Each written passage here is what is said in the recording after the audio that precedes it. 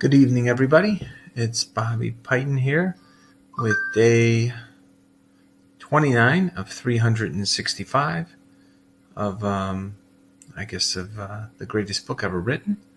And so I will make sure that everybody goes live here, or actually people can see that I went live. So I'm not sure if anybody has logged in just yet, but I will get that going. So thank you for your patience. Day 29 of 365. Greatest book.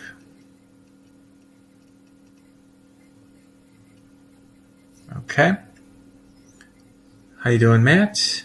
Hello, Jules. Hello, Cheryl. Jules, I did get your email. I've been super busy this weekend, but I will definitely give you a shout this upcoming week. So thank you. And my haircut, I just slicked my hair back. I didn't get my hair cut, but thank you. This is what happens when I comb my hair back. So thanks for the compliment. I got to make sure that it stays. Hey, Clancy, how are you? Thank you, everybody, for joining me here this evening. I did really enjoy going over Exodus today, because I do think that there's a tremendous amount of similarities. Actually, there seems to be a tremendous amount of similarities every time I do this, which is pretty cool. And I don't know if it's because I'm seeing them because we're kind of reading this every single day. I'm not sure if everybody else is seeing them as well, but I hope you guys are finding them useful, because I do find it pretty fascinating how much of what is written about thousands of years ago applies in real time in the world that we live in today, which is really super amazing. And it goes to show you, if this was a fluke of a book written, for those naysayers out there, they did a heck of a job of making it not just only stand the test of time, but to have these cycles continue to repeat themselves in a way that makes it pretty hard to believe that it was just random. So the app that we are using is YouVersion, and right now we're in day number 29 of YouVersion, and we're on Exodus 8. So that's where we're at right now. Okay, so we're starting out with Exodus 8, the plague of frogs. And then, now keep in mind, God made it very clear that, he was going to harden the heart of the Pharaoh and have the Pharaoh suffer. I mean, that's the way I kind of look at, it sounds to me. It's like, okay, the Pharaoh keeps having this crazy stuff happen to him over the next, Exodus 8, Exodus 9, and so forth. But he continues to keep apologizing, saying he's going to let the people of Israel go, and then he changes his mind afterwards. But God seems to have made it clear that he will keep his heart hardened, so that he will be an example to the world about, just how powerful God really is. So it's a pretty interesting thing. And, and there's a side of me that, once again, folks, I'm not suggesting by any means that I believe God is aliens, right? I'm not saying that at all. But, I've watched enough of these alien programs, over the years, on the Science Channel, and, people that find various art, not artwork, but like remnants of things, the way things are carved out in the mountains of, South America. I don't know, there's some, like landing strips people think are there. I have no idea if any of this stuff is true. I'm not trying to pretend I know. I don't know. It all sounds kind of interesting, and I sometimes watch it just for entertainment value. So I don't really, I kind of view it as like, just science fiction. Maybe some of it's true, maybe some of it isn't. We do have tools that can check this stuff out, but I don't know enough about the people that are putting these things together to know if what they're saying is fabricated or they're just sensationalizing it. But anyways, as I'm reading over Exodus and thinking about these stories, for some reason that keeps popping into my head that God is, God's almost like behaving the way a really intelligent alien species might behave that was toying with us. Like, it's kind of like there's a group of human beings here that have a different connection to maybe a different universe or a different dimension of space time, and they get to use these incredible powers to kind of toy with other people here that don't have that connection to those aliens. So I'm not saying that's the case. I'm just telling you, when I'm reading it, this is kind of what popped into my mind, that the Pharaoh is like somebody that didn't have that connection, right, to the more advanced civilization, or in this case, into a direct connection into God. So either way you look at it, there are some that believe that the Vatican has been holding back the secrets of ancient civilizations that have provided certain individuals on Earth with incredible technologies. I have read some of that from interesting sources, which are far more credible than these TV shows. So who knows? I do think it's worth exploring, but that sure wouldn't change my... No, it's not a haircut, folks. I just slicked it back. That's it.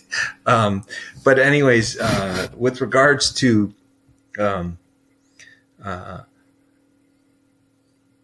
alien civilization that's really advanced, that say it came here and gave us technology, and I've talked about this before, there's a chance that we're the alien species on this planet, that we seeded it through an asteroid, and God made it so. And we weren't, we didn't come out of the earth, we were brought to the earth.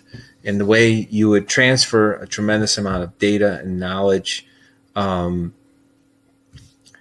another civilization, and it ties into this, folks. So I'm not getting off on a tangent.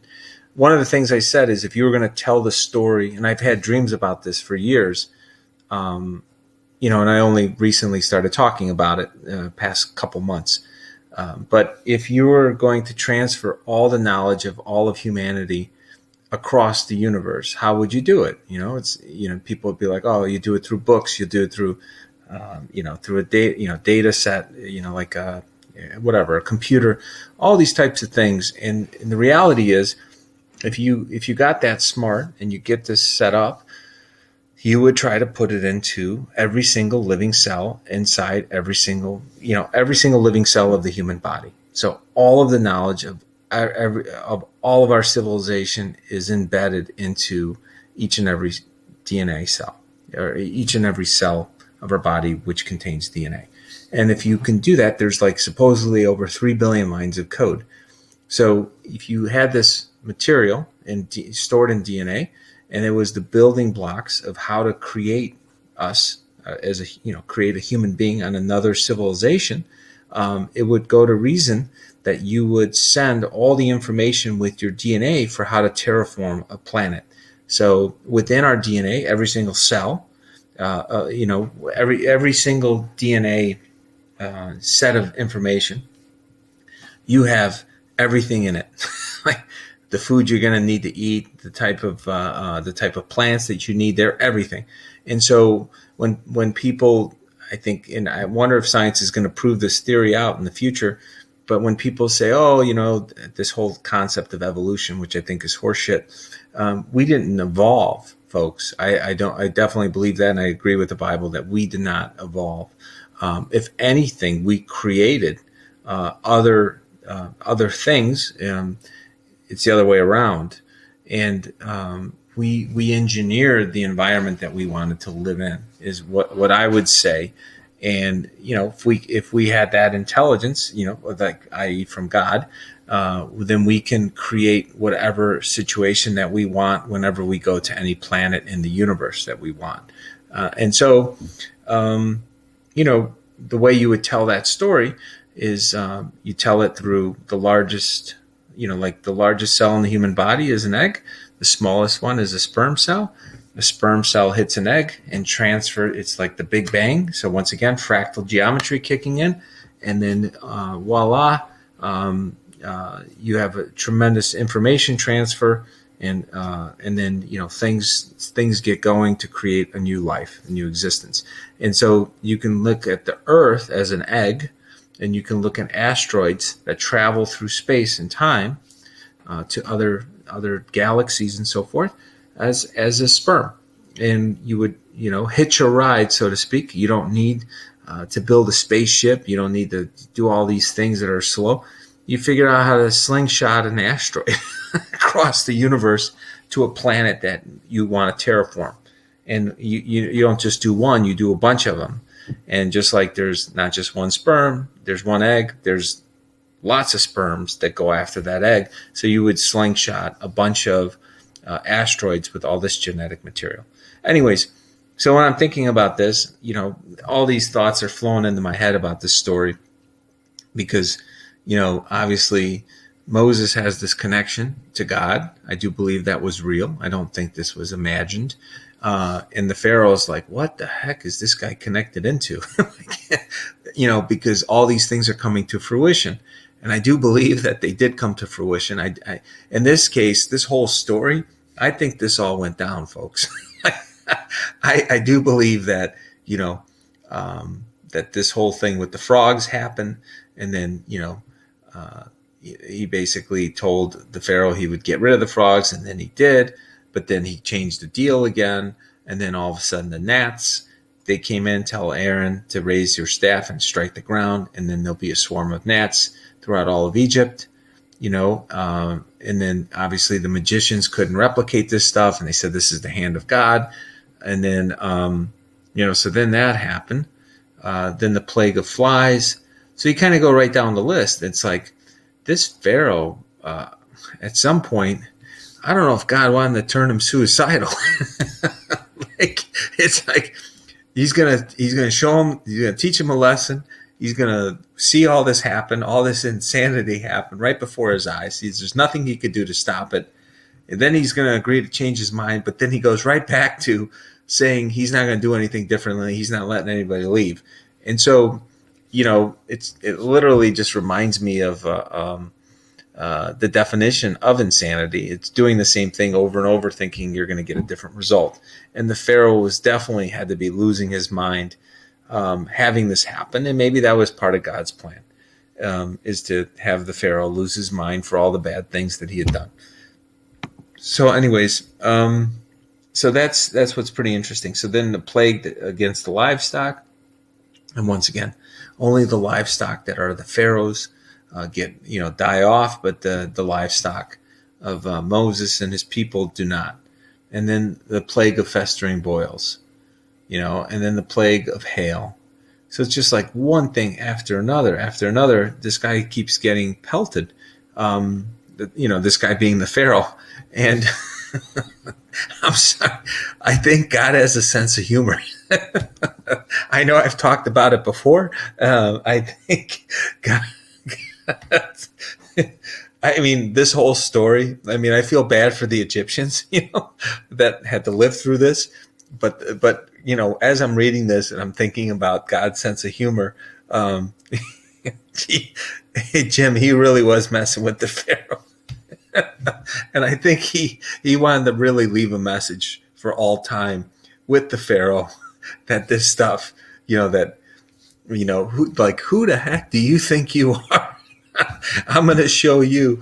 And so, how does this relate to the real world, like today? And I'm sitting there thinking about that as well. So, the people, in a lot of sense, the people of the United States. So the true Americans, and I say true Americans that believe in the Constitution. If you do not believe in the Constitution, I do not believe you're a true American. That's it. I've said it publicly. I'll say it again. They can try to silence me, these insane lunatic lefties, but I'm going to stick by what I'm saying. 2/3 of Americans throughout the history of this country fought for, died, put their money on the line to create the U.S. Constitution and the rule book that covers us as a nation, as a civilization, the greatest the world has ever seen.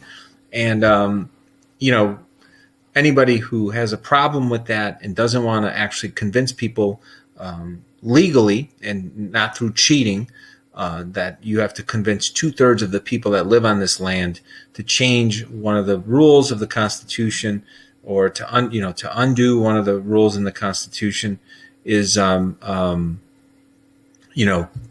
not American. And we've been infested, folks. We have our own version of these infestations that have hit us in the form of evil Satanists that have come in from communist nations. We probably have over 1 million of these people on our soil. And, it's instead of fighting with bullets, because that's politically incorrect, wars today, to go and send in troops and kill people physically is frowned upon, and that's a good thing. Like it's been frowned upon that before you would have a fight with a different nation state, you'd send in people and they would die. Now the tactic is far more subtle. It's to attack, the respective nation you want to conquer, with soft power, or with deception, with manipulation. You send in sleeper cells into the nation. You undermine the institutions. You put in various time bombs into the software that you help code. You have people from that nation state create censorship within the biggest companies within that country. You buy off politicians with the trade surpluses that you get. Does this all sound familiar, folks? So we're in the middle of going through all this crap because we took our eye off the ball. We assumed people shared our values and our beliefs, and they did not. They did not believe in God. They did not believe in a higher power. They did not believe that we're all equal in terms of children of God. They believe that they're gods on earth. Sound familiar? There's a clan, so to speak, out of the East. I don't even want to talk about it because I don't want to get this thing banned. They've already taken one of my posts down on my channel. Here is this group of individuals that controls this corrupt nation, that has a history of bribing other various groups to form that very nation. That's how they kind of accumulated this thing. They've done their damage worldwide doing the same thing. And so I've been calling time and time again.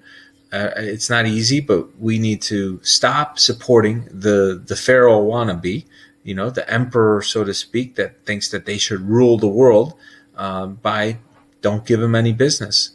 Don't do any business with them. It's the same thing as let my people go, folks. We need, I'm going to say the country. I don't care. The country's China, folks. We, the people. Wow, the light got brighter when I said that too. That's pretty cool in my background. I think maybe that's a sign. the light right behind my head seemed to have gotten brighter when I called out China as the Pharaoh wannabe. That they want to rule the world with their atheism and with their satanic cult. Actually, they're not even atheists. They're Satanists. The CCP is a satanic cult that has infected this planet. They've put their claws into everything. They treat their own citizens. They don't even view them as citizens. They treat their own serfs as slaves. They basically use the money that we've sent them, as well as other countries around the world, to bribe our officials to acquire property here, strategic assets, to infect our phones with various software that spies on our children. They've done a lot of stuff wrong, folks, and we kind of let them do it. That's the problem. People like me that would say something years ago. I found a post that I wrote in 2012 like on Facebook. I think I got one person that liked it, but in 2012, I got one of these little Nexus Lexus, a Google Nexus thing when it first came out. I think it's 2012 or 13. And I noticed on the box it came from China.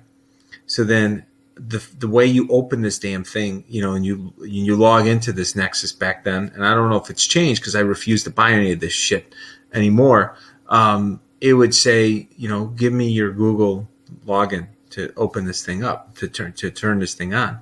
And I wrote a post and I said, this thing just came from China. It wants me to type in my Google account to start it up. They're going to copy my whole damn Google Drive. They're going to copy all my emails. Guess what, folks? I think I never used the damn thing. I paid like $150. I didn't even sell it back. I didn't return it. I was like, I'm not logging into this thing. This thing was a mistake. And I was just too lazy to do anything with it in terms of selling it back. But I just remember thinking this was like, 10 years ago or 8 years ago. And I wrote about it and it was just crickets. Everybody's like, Bobby, you're just nuts. Like, you're really worried that they're spying on you? And I was like, yeah, I really am. I don't trust these sons of bitches. They're criminals, and nothing's changed. They've gotten far. They've sucked out in the past 10 years probably $2-3 trillion. So think about it. We gave them 2 trillion, 2 million millions. We gave them of our cash to use against us. How insane is that we all did it? That we didn't make sure that companies on U.S. soil were producing this stuff, that we weren't finding other nations that would be, that would want to see us prosper, and we'd want them to prosper. And so we really screwed up, folks. I think that this story about the pharaohs and about Moses is the Americans having their Moses moment, that we as a nation need to let go and get away from this crap that is this corrupt communist party. They're evil. They're Satanists. They want nothing but bad things for us, the individuals on U.S. soil that are not American. I've said this publicly a couple of days ago. If you do not agree to uphold and defend the U.S. Constitution, we should help you find a nation that you should relocate to. We don't want to do a hot war, right? We want to keep the peace on our U.S. soil. Then the people that do not want to live by the rules that govern this land should not be allowed to stay. They should be shown the door, period. The Chinese Americans that are Chinese, that believe in freedom, that believe in prosperity, and they want to believe in God and have their rights protected, great. I did a China, how they've infiltrated our elections clip on Saturday. They literally threatened to hurt the individuals that are Chinese on U.S. soil if they don't vote the way they want them to vote. At the voting booths in this country, they have a red pen and they mark the damn ballot. The Democrats, they mark the ballot supposedly with a red pen if a Chinese person voted, and they check the damn vote to see if the Chinese person voted the way they were told to vote from China. And guess what? There's like 1 million of them here voting, probably more. And so you're Chinese, you believe in freedom, and then you got these sons of bitches spying on you through cameras. They've infiltrated our stuff through AI, and they're taking this information, and then you have the Democratic moles at these polling stations, and they send the information off to the Ed for Red, right? The Education for Red, the same crap. They have the voting in the school system in this country. They have their operatives as teachers in our schools, and then they send the information back to China through they could do it through satellites super fast, which is, I think, one of the reasons why the United States built its Space Force, to stop this insanity. And this is what's going on, folks. These people are trying to steal this country through the very institutions that we hold dear. And what I'm saying is, the people we get caught as the ringleaders need to be charged with treason. They don't get to go back, as far as I'm concerned. You get caught doing this shit, you got to go with treason. I'm talking about the strictest interpretation of that law should apply to any traders on this soil that have tried to sell this country out. And so, anyways, that's where we're at. And so that's how I think it all relates to Exodus. We the United States are having our Exodus moment as a nation, and I think it's a beautiful thing. I think a lot of people are waking up, and I do think that we will prevail because God is on our side. We know who governs our species, us individually, that we are children of God. We're all equal before God, and we will never let somebody or some software have dominion over us. And that's what we need to make sure never happens. So anyways, Matthew number 19. Okay. So one day, some parents brought children to Jesus. Okay, so here we go. So this is a good story. Let the children come to me. Don't stop them, for the kingdom of heaven belongs to those who are children. Okay. I think this is an extremely important thing that we should all be doing with regards to just ourselves too, not just for our children. We when we behave like children, and I'm not talking about the foolish side of being a child where you're just making silly mistakes because you don't know any better. I'm talking about the side where you're just fascinated with the world. You're fascinated with other people. You're fascinated with learning new things. That's being childlike. That you don't have a time limit when you're a child. When you see everybody around you walking, you don't throw in the towel if you're not walking after 14 months. You keep trying. Unless you literally have a physical limitation, you will continue to try to walk. Same with speaking. You don't give up on speaking unless some jackass tries to, hold you back from speaking. You will continue to try to communicate with fellow human beings. And that's what it means to be childlike. We have these timelines of how things are supposed to be, which I do think serve some purpose, but they shouldn't blind us to the fact that there should be no timeline for what you want to achieve, that it should be open-ended. So if you want to learn different skills, don't worry about when you learn them. If someone who's 50 years old, never went to college, not that I'm advocating you go to college. You can get a college education through online learning without spending anywhere near the amount of money. But if you want to learn a new subject or new field, do it. Don't. Who cares if you didn't hit some kind of bogus number of when you were supposed to learn it? Learn it when you have that. When you decide it's important enough for you to make the time. That's what this means to me. To be childlike. Go back to your youth. You know what? There's some movies about this, right? Going back to grammar school, going back to kindergarten, start your life over, and then kind of see what it looked like if you knew everything you know now back then. Well, in some respects, you have every ability in the world to do that.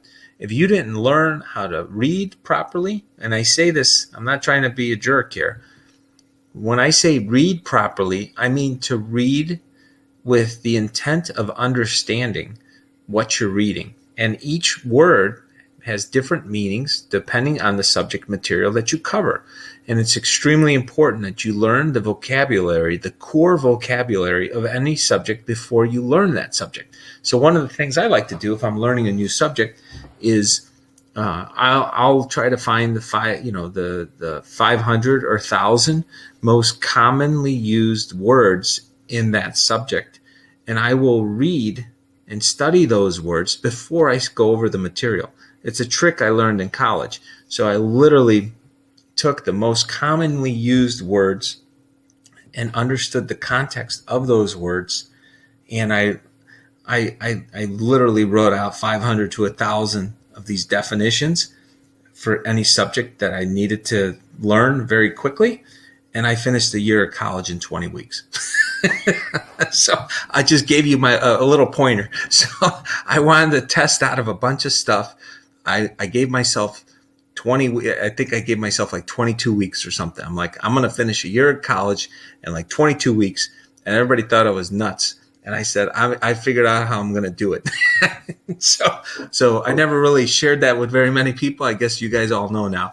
I just sat down. I said, you know what? How would I try to master this subject? If I wanted to just do it from scratch, I don't know anybody. I don't have any teachers, but I got some materials. They gave me a big stack of materials. And I'm like, wow, the way I'm going to learn this stuff is I'm going to go to the back of the book. I'm going to look at all the top words being used. I'm going to study those words, and I'm going to master those words. So that when I read the damn book, I already know what the hell they're talking about. I don't need to read it 5 times. I don't need to read it 7 times. I need to read it once because I learned the words. You learn the words for the subject that you're dealing with. Why do you think lawyers make so much money? They learn the meaning of the words that relate to law. And, they're not the same. A word in law doesn't mean the same thing that we think it means. That's why when you read a legal contract and you're like, oh, I thought I read it. I understood what I signed. No, you didn't. You gotta hire somebody. This is why you can't practice law without a license, because they understand that who controls the vocabulary controls what you can charge for that vocabulary. So one of the ways to deal with this is learn your damn vocabulary, and you should learn it. And so when I'm reading this, be like a child. Go back to the start. Go back to the basics. It's like learning your alphabet. Learning the key words of each subject is kind of like learning your alphabet. So, anyways, that's funny. I got some funny comments here. I love you guys with all this commentary. You guys are at least having fun with this too. So, anyways, so the next thing is you must not murder. You must not commit adultery. You must not steal. You must not testify falsely. Honor your father and thy mother. Love your neighbor as yourself. Okay, so this is where, what is it to be good, right? So we all know this. You shouldn't murder anyone. You shouldn't commit adultery, and all these things are pretty obvious. And I think they're all great commandments. I think, there's a reason why they're called the 10 Commandments. So I think none of us would disagree with them. Otherwise, I don't think anybody's here that does disagree with them. Okay, so Jesus told him, if you want to be perfect, go and sell all your possessions and give the money to the poor, and you will have the treasure in heaven. Then come follow me. Okay, now I want to talk about this because when I hear this, right, I've heard this over time. Go sell all your possessions and give the money to the poor. Now, let me tell you my interpretation of this. If something owns you, then these are the possessions that Jesus is talking about. Go sell your possessions, the things that are possessing you. So, for example, if you can't imagine living without a specific sports car, for example, and that car has a lot of control over you and it makes you do silly things, and you value that car more than other human beings in your work or relationship, that it turns into an obsession. That's what he's talking about. He's talking about selling the things that own you and then give that money to other people, in a sense, that need the money more, just to be, just to have, and the money doesn't necessarily need to be spent. You should use the money to teach people how to fish or something. And so that's my interpretation of this. I never viewed Jesus saying, go sell all your stuff as literal. I always viewed it as, if you have something that it has control over you, whether you just can't imagine living your life without your jewelry, for example, for women that, and men that need to have that watch or whatever, then you should probably get rid of it. You should be fluid. Nothing that you have in your life should hold any power or control over your existence. They should be nice to haves, but not must have. The moment something you have turns into a must have, then you don't really have control anymore, folks. It does. And so we should never give our power as a spirit, as a child of God, to anything physical in this world. And the same goes for even our bodies, right? You should, don't get me wrong, we should try to be fit, we should eat healthy, but when there's a level where it becomes too much, and you shouldn't have that much pride where you neglect your relationships. We've all met people like that, where they're so focused on their physical appearance to the point that it becomes an obsession or a nuisance and it holds them back. Same concept. So anyways, so I tell you the truth, it's very hard for a rich person to enter the kingdom of heaven. I'll say it again. It's easier for a camel to go through the eye of a needle than for a rich person to enter the kingdom of God. Okay, so let's talk about rich. Okay, so once again, going back to selling all your stuff, I hope you guys appreciate my perspective on that. I don't know if you guys have shared it as well, but I do believe that's the case. Okay, so in terms of a rich person, making it into the kingdom of heaven. Now, what my interpretation of that statement, when I hear rich person, okay, there's a distinction between, someone who's rich and someone who's wealthy. In my mind, someone who is rich versus wealthy, someone who's rich is someone who looks down at other human beings, who thinks that they're better than everybody else. So that's my connotation of rich. We've all met people like this. I've dealt with people like this, probably more so than most people will deal with in their lifetime. Dealing with money for a living my whole life, and in terms of my professional career, I've met a wide array of people. I've met people that have negative net worths that are just starting out and they build it back up. And I've met people worth billions of dollars and everybody in between. And what I can tell you is I'm always happy and pleased when I meet people that are more focused on wealth and living a good life in a fair and just life, so to speak, and versus people that are just accumulating for the ability to hold power and influence over others in an unhealthy way. And I think that's what he's talking about here. He's talking about those people. When I say those, I'm talking about people that are rich, and sometimes they get it by not their own efforts. Sometimes they get it by misleading people or deception or pushing the envelope. There's a lot of different ways people can get rich.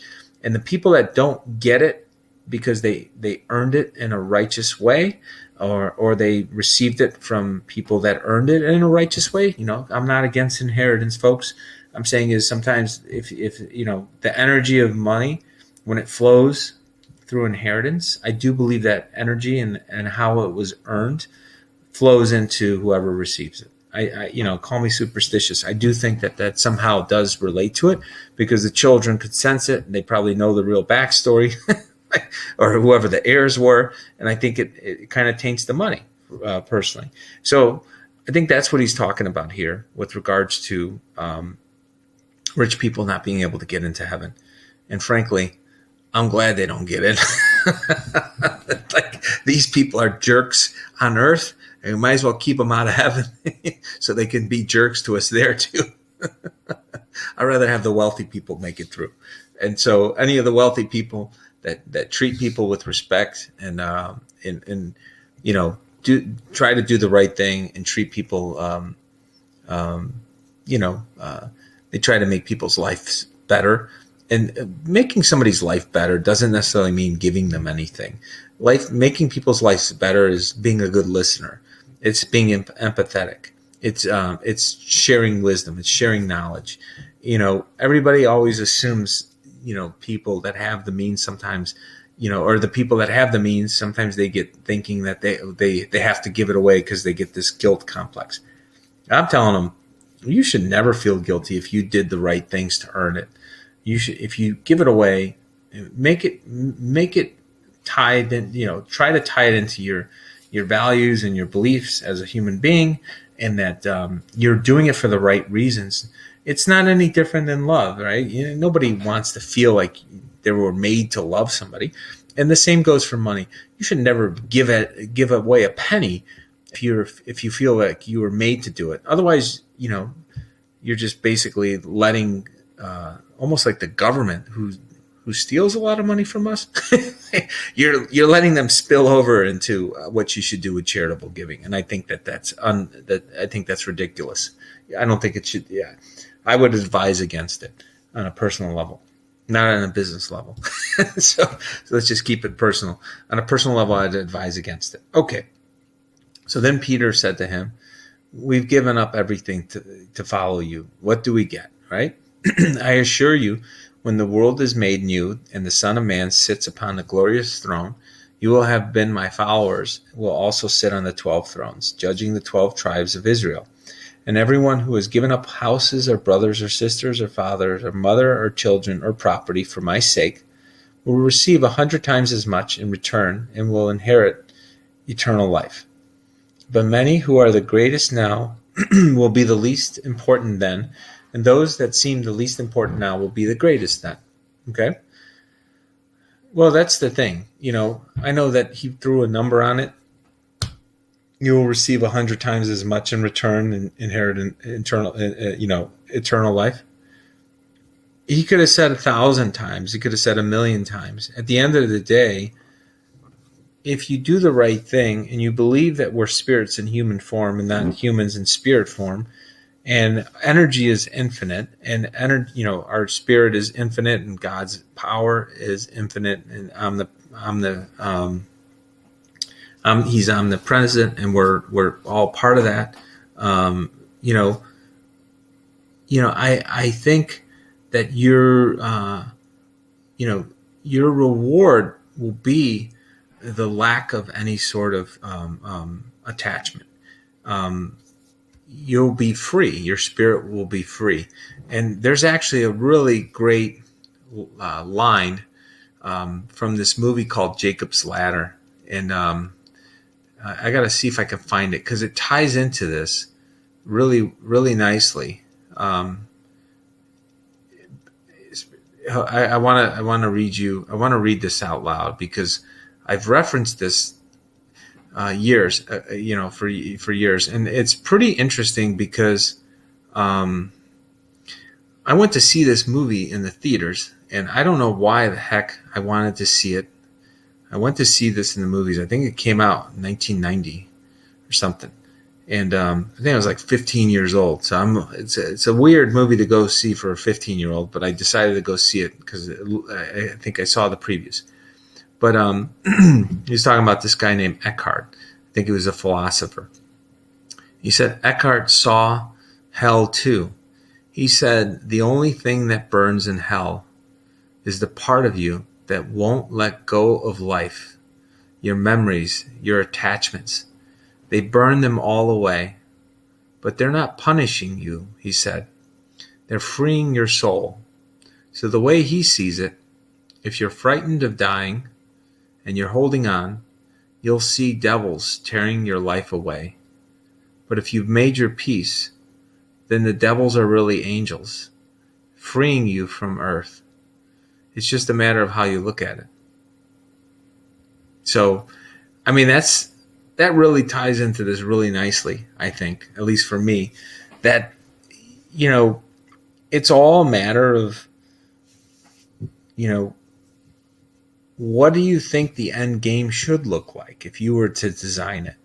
If you were to design the experience of life that we're all going through, and you wanted to get the most out of it and teach lessons to each of us for being here, that we carry those lessons with us, to be in the kingdom of heaven, or go back to the heavens to be with God in terms of pure light, pure spirit, that we leave this physical form, we leave this physical earth, and we go back to the source of all power, which is God, and we return to that.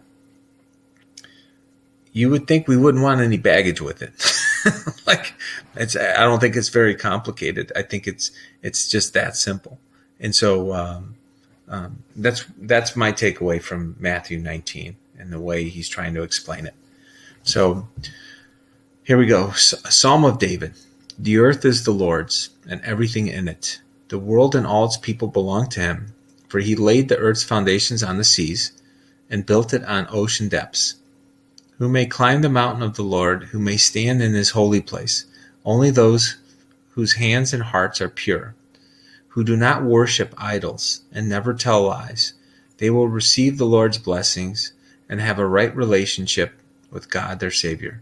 Such people may seek you and worship in your presence, O God of Jacob. Open up ancient gates, open up ancient doors, and let the kingdom of glory enter. Who is the King of glory? The Lord strong and mighty, the Lord invincible invincible in battle. Open up ancient gates, open up ancient doors, and let the King of glory enter. Who is the King of glory? The Lord of heaven's armies. He is the King of glory. So here's an interesting thing. We go back to fractal geometry again. I love I love Benoit Mandelbrot is one of the greatest minds I've come across in my life. I love Benoit Mandelbrot. He's no longer here, but his ideas, I think, were absolutely spot on, beautiful to read and think about. He has a wonderful PBS special called, I think it's on fractals. Here, I'm going to write his name down here. Mandelbrot.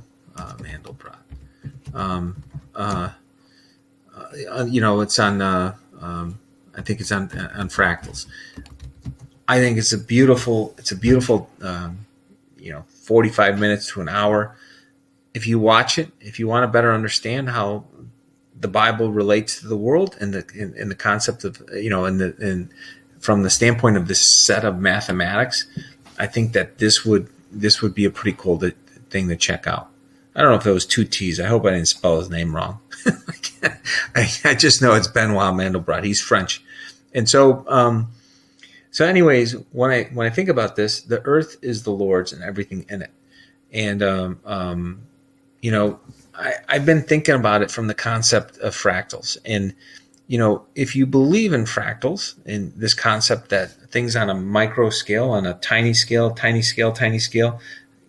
those same systems and patterns aggregate up onto larger and larger and larger scales throughout the universe. So it's the whole idea in physics, the universal theory of everything, the absolute quantum level and then the astral level, like planets and so forth. And there's been a lot of effort to try to unify all this type of scientific, the scientific machinery, so to speak, where all the math ties out between these different structures and theories and systems of physics, and so forth. Well, when I think about this, the earth is the Lord's and everything in it. I think about us as, from our body, our body is kind of like a miniature planet. And, some of us, we have the rivers flowing, we got the rivers of blood flowing inside our body. We have solid mass. We have water. We're mainly composed of water. I think the composition of the amount of salt water I think the amount of salt in our body is equivalent to the salt distribution, I think the amount of salt in the oceans of the earth. And some of us at times grow a little mountain. Like if you eat too much because of COVID, you get a little mountain range going, and then you got to weather it back down through sweat and breathing, and that's the only way you can lose fat. I think it's like you have to breathe out. I think it's 84% of it and sweat out maybe 16% of it.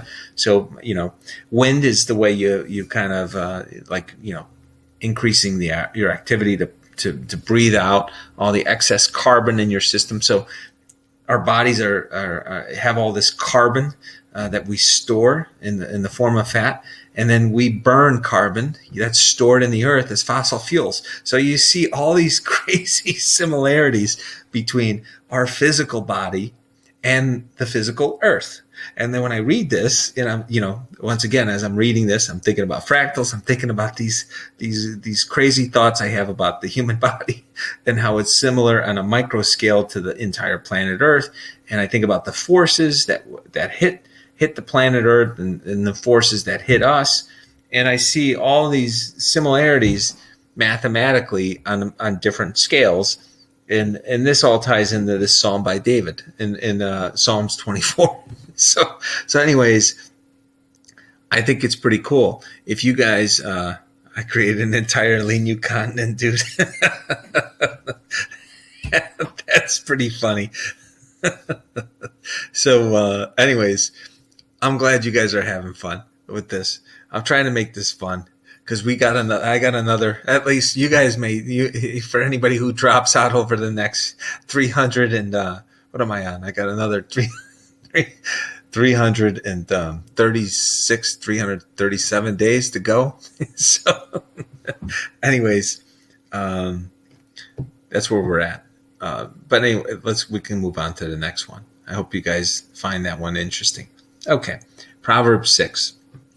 My child, if you have put up security for a friend's debt or agreed to guarantee the debt of a stranger, if you have trapped yourself by your agreement and are caught by what you said, follow my advice and save yourself, for you have placed yourself at your friend's mercy. Now swallow your pride and go and beg to have your name erased. Don't put it off, do it now. Don't rest until you do. Save yourself like a gazelle escaping from a hunter, fleeing like a bird fleeing from a net. Okay? Unbelievable advice, people. This is some of the best advice ever. Like Proverbs 6 should be taught to every child in this country every year of their education. Do not put your name onto anything with other people. Like, you should keep your name off of it. If somebody needs credit and they can't get it and they need your name to get the credit, you're not doing them any favors. You never will be doing them any favors. The system is structured in a way to penalize those that need to be in the penalty box. Now, this is one you guys may, if you're going to help somebody, you should view it as charitable giving. You should donate the money, but do not put your name on it, because it causes nothing but grief, nothing but heartache. I've seen it so many times over my lifetime, professionally. I've seen it in family settings. My own family, I've seen this. I know that I've been burned quite a few times myself by doing this. And so I'm speaking from personal experience here too, folks. It's not just what I've lived through. I've seen it elsewhere, and I chose to think it was going to be different. Somehow it's going to be different for me than everybody else. And very rarely is it ever different, folks. we have this perception that somehow we saw something just a little bit different than everybody else that has been burned the same way. It doesn't work out that way. It very rarely does. Maybe it's like 1 out of 1,000, 1 out of 10,000.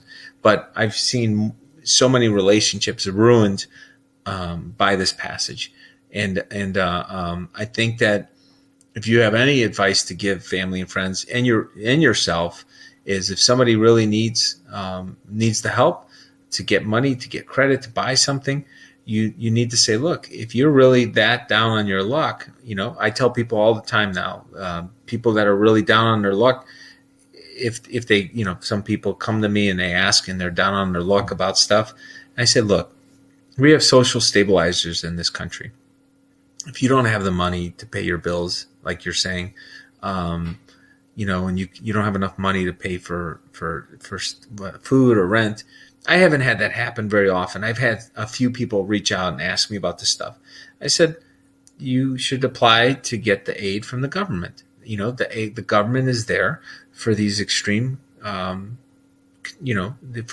these difficult times. If you don't have family and friends that are feeling charitable to give the money to you, to donate the money to you, but don't sign off credit that you need then to agree to pay it back, and then you don't have the means to pay it back, and then you possibly hurt somebody else's credit in the process, because then they might not have the money, because then they're stretched. So then you drag somebody else into your problems. You shouldn't do that. You either have to downsize if you're trying to create a mirage that you're doing better than you are. That shit's got to go. Just cut that out. If you don't have the money to live the life that you think you should be living or you're entitled to live, you got to let that go. Restructure your life, live the life that you can afford. And if you can't afford even a basic life that you think you should have, you ask for you have to go to the government. That's why we all have paid in. This is one of the reasons why we pay in to have social stabilizers. I do believe that society should have a healthy level of social stabilizers, but I do believe that we should also have very strict blockchain deployment of the assets to said social stabilizer recipients.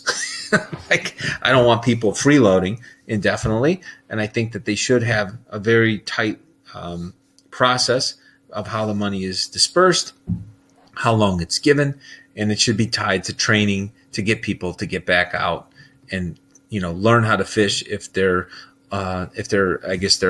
lake where they were fishing before is no longer around. Maybe an industry collapsed and they're out of work. I do believe that the government should be able to help. Not the government. I think the private sector is much better at this, but we need to do a better job of creating institutions that help people transition away from things that are no longer viable because of changes in technology and the changes of how society evolves over time. People should be responsible for that on an individual level, but our school system and the way it's all organized is not very effective of making that transition. So, anyways, that's my take on this one. But don't put your name on anything, folks. just your own stuff. If you're married, your partners, it's different. Okay. And by the way, you should never ever put your name on anything if you are married, because then you're breaking your marriage vow as well. You want to cause a lot of damage in your marriage. Start signing your name on other stuff with your spouse not knowing. It's not appropriate. Your partners, you're each liable for each other. Make sure that they're aware of what the heck you're signing and what risks you're bringing, not just to your spouse, but to your family. Okay. And now we are on to, that's it. Holy cow, just like that. Under 60 minutes, folks. I'm very happy. I kept this under 60 minutes. Sorry, I can get a little carried away. So with that being said, I don't know why. Hold on a second. I thought my computer was plugged in this whole time. It's about to die. I almost got cut off, folks. Hold on a second here. So anyways, does anybody have any questions before I sign off? Let's see here.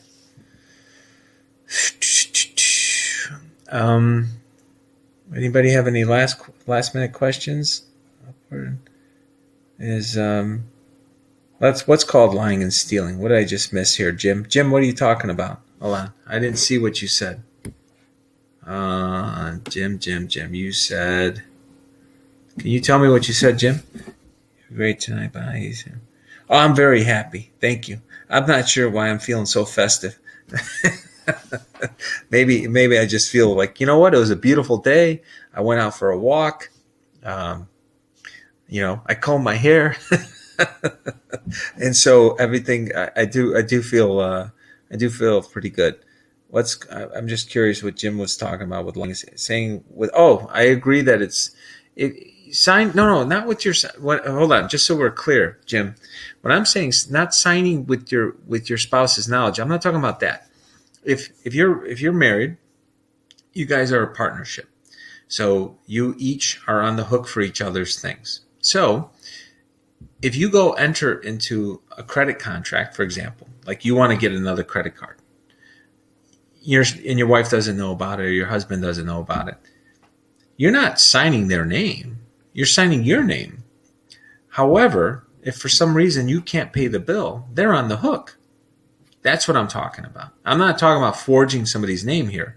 I'm just saying that the credit that you use and what you do with your own money impacts your spouse. Now, maybe your spouse doesn't realize this because you guys aren't you haven't gone through divorce. But I got to tell you, hold on. I'm going to show you guys something. You're going to get a kick out of this. Hold on one second. Hold on. Here's my magazine.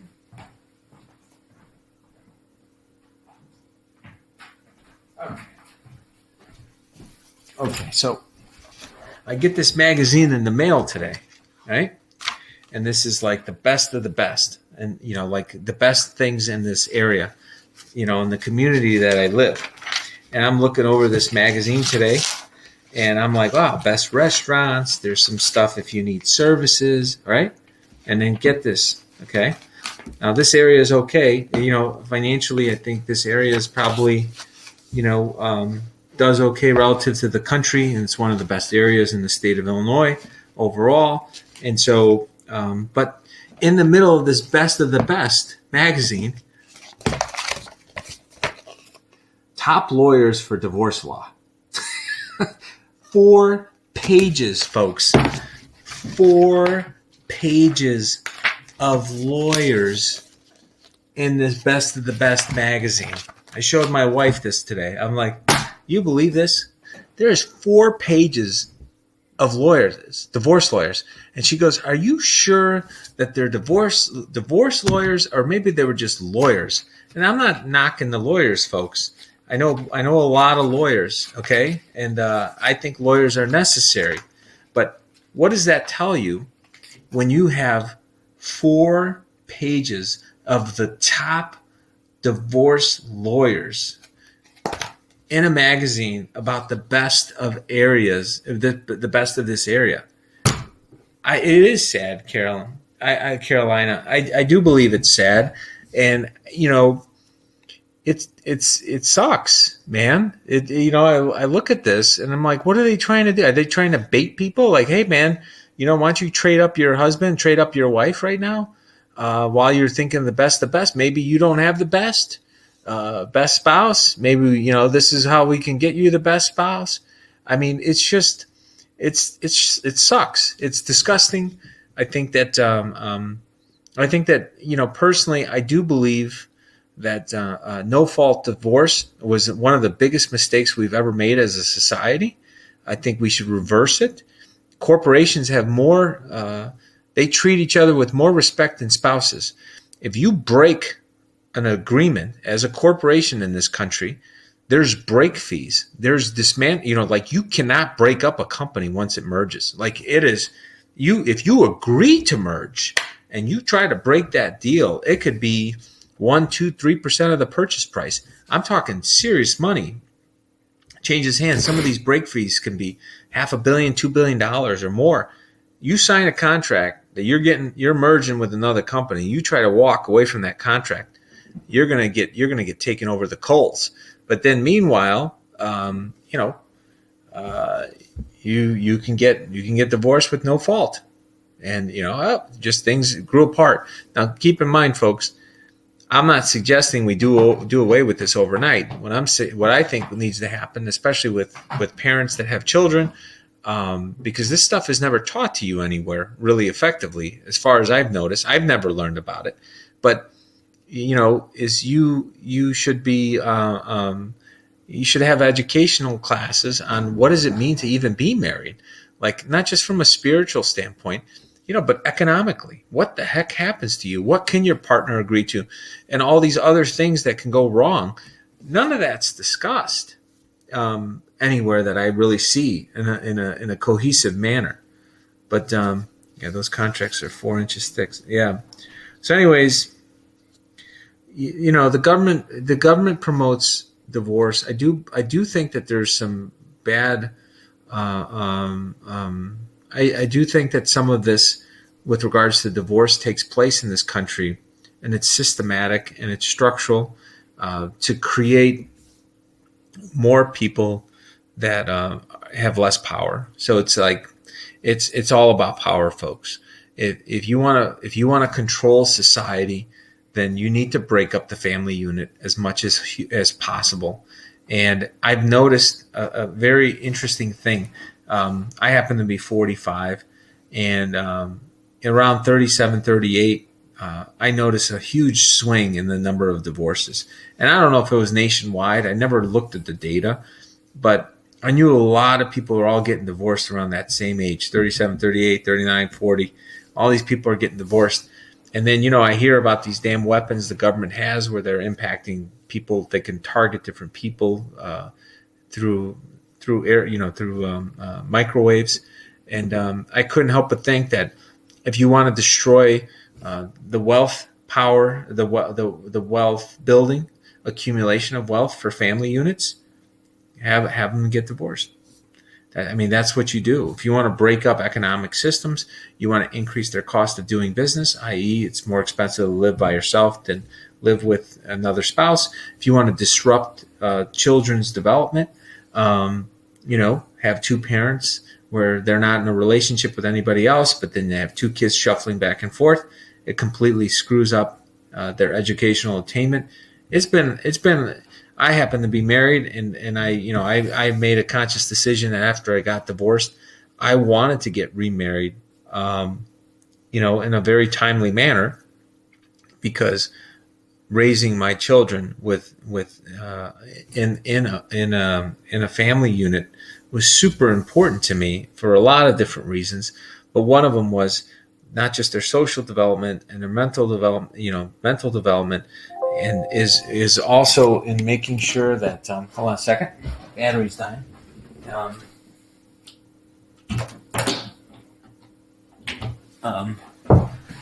Is you know is all those things are all tied together, and it's been a struggle, folks. It's not the easiest of things, because I love my kids, but I have a different parenting philosophy than my ex, and the kids can see a contrast between how she thinks versus how I think about this. And then my current wife, obviously, she agrees with my approach more so than my ex. That's why we're together, and I'm not with the ex. But it's tough. It's tough on the kids that are getting mixed signals from two different parents, who I do believe my ex loves the kids. I know I love the kids. We have different approaches, but it's tough to be stuck in the middle if you don't have a unified approach. And this is why some of this crap happens. I do think that there's a concerted effort to try to stunt the youth of parents that go through divorce. And that's why we have these very perverse incentives to create divorce with 4 pages of ads in the middle of the best of. It just sucks. I agree that the nuclear family is the most valuable asset for a society to prosper over time. Absolutely.